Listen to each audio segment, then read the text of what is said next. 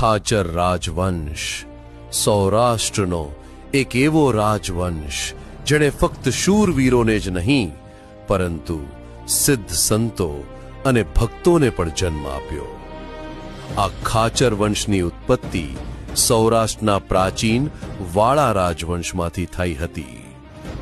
ઢાંકના રાજા ધાનાવાળાના કુંવર વેરાવળજીએ કચ્છના કાઠી સરદાર વિસળ પટગીરની પુત્રી રૂપાદે સાથે વિવાહ કર્યા હતા.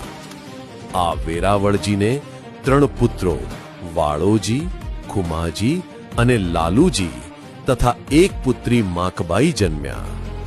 ખુમાજીને 2 પુત્રો હતા. તેમના પ્રથમ પુત્ર માણસુર અને માણસુરના પુત્ર નાગસુર દ્વારા ખુમાણ વંશની શરૂઆત થઈ અને ખુમાજીના બીજા પુત્ર નાગપાળ અને નાગપાળના પુત્ર